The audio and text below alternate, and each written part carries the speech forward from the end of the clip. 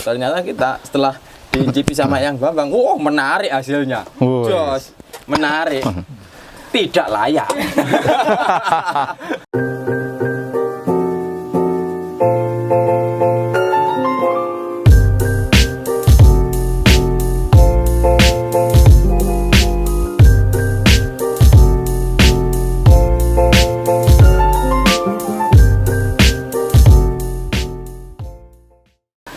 Akhirnya kami diskusi, tidak mungkin ini dilakukan oleh petani. Betul. Tidak mungkin ini. Karena begitu susah ya. Karena begitu susahnya, begitu rumitnya kan begitu ya.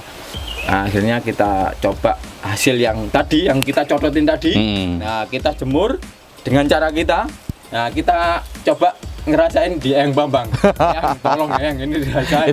Itu pertama kalinya berarti iya, ya. Pertama kalinya kopinya di QC-kan istilahnya, iya, dicek gitu iya. kan. Ya karena saya itu penasaran, kami itu penasaran kalau di yang lain kok bisa enak-enak gitu, kalau di kita kok ya opo kan rasanya kalau prosesan kita gitu loh. Ternyata belum tahu. Ternyata kita setelah diincipi sama Eyang Bambang, menarik hasilnya. Jos, menarik. Tidak layak. Jadi menariknya itu karena Eyang Bambang mau mencicipi, tapi setelah Eyang Bambang menilai, hasilnya tidak layak. Tidak layak. Kan menarik ini. Jadi ini jadi asik gitu loh. Kalau layak akhirnya kan kita bisa jadi puas kan begitu ya. Iya. Nah, dengan apa yang disampaikan Eyang Bambang pada saat itu. Jadi pertama kali saya masih ingat betul itu kata-kata Eyang Bambang. Begitu diicipi itu, cuma sekali mas, cuma sekali, bukan berkali-kali. Karena saya yakin kalau berkali-kali mungkin muntah Eyang ya. Jadi cuma sekali itu Eyang langsung tanya, ini saya harus jawab jujur atau cuman kepingin sampean seneng gitu loh, cuman kepingin Anda seneng. Nah, kami berdua jujur ya, jujur. Karena kami berangkat dari rumah memang sudah sepakat apapun yang disampaikan oleh siapapun harus kami terima dan evaluasi buat kami. Dan Eyang langsung menyampaikan, ini kamu jemurnya di sini, ini kamu jemurnya seperti ini. Wah, saya batin, orang ini kayak dukun. Betul, saat itu saya berpikirnya, wah, kok sakti ya orang ini bisa tahu tentang yang kami lakukan gitu loh. Prosesnya itu yang kami lakukan seperti apa itu kok bisa tahu. Wah, saya dalam hati itu harus belajar lebih banyak dengan beliau. Nah, setelah itu yang saya ingat betul terakhir kami sebelum pulang, tapi nah ini ada bahasanya Eyang, tapi kopi ini punya potensi untuk enak. Nah ini benar-benar saya garis bawahi, saya tak miring gitu ya.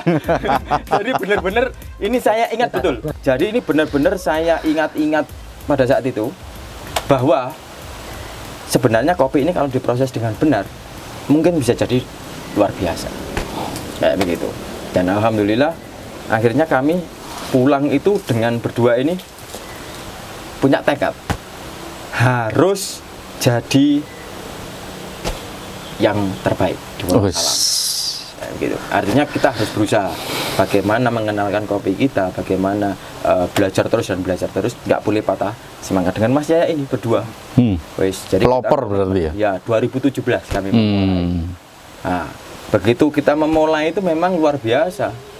Bukan support yang kita dapatkan dari orang-orang sekelilingnya, ya tetangga-tetangga itu malah cacian. Ngapain proses kopi kayak gitu kan gitu ya. Kita jadi orang aneh. Iya, itu udah biasa Pak di sini. Orang aneh. Tapi alhamdulillah kita tetap konsisten. Kita belajar kayak begitu dan selang berapa bulan gitu saya kirim teman-teman jadi belajar ke Eyang Bambang dari Mas Yaya dan kawan-kawan berenam kayak yang gitu. Kita minta untuk ke Jember. Oh, belajarnya di Jember? Iya. Di rumah Jember. Oh, di rumahnya Eyang Bambang. Minta itu ke rumah Eyang Bambang itu catat apa yang beliau sampaikan. Wis harus mencatat. Nah, catatan itu sampaikan ke basecamp tempat kita belajar tadi. Oh, rumah tadi. Itu kan memang tempat belajar kita. Kita bahas, kita kupas bareng-bareng. Ya begitu. Dan itu kita praktekkan. Nah, tahun berikutnya, tak kirim lagi ke Eyang. Hasilnya agak lebih baik, bukan baik ya, agak lebih baik. Agak kan lebih gitu baik ya. Agak lebih baik. Ada perbaikan daripada yang tahun sebelumnya. Dan alhamdulillah sekarang sudah, kalau kita ngomong Arabica, alhamdulillah sudah masuk ke specialty. Sudah di-cupping oleh ECAI sama Puslit Koka. Yang Robusta juga sudah masuk ke Van Robusta. Alhamdulillah gitu. Dan kalau dulu kami berdua, sekarang alhamdulillah kelompok kami sudah ada 2. Ya, tetap 2. Tapi kalau dulu cuman personal. Kalau sekarang sudah 2 kelompok. Ada Wojo 1 dan ada Wojo 2. Wojo 1, Wojo 2. Nah, sekarang 2 kelompok ini totalnya berapa Mas ya? 35 orang. 35 orang petani mengelola lahan berapa Mas? Ya, semua total. Total 50 lebih ya. 50 hektar lebih. 50 hektar. Ya, 2 kelompok. Dengan 2 kelompok 35 petani. Iya, 35 petani. Nah, luas banget itu. Ya, yang penting iso kayak ngicipi kopi lah Mas. Mantap. Itu kalau kita ngomong sejarah tentang proses Mas ya. Iya. Tentu di dalam proses itu nanti lebih enak kalau kita melihat langsung Mas. Jadi ini kan hari ini kan panen. Iya.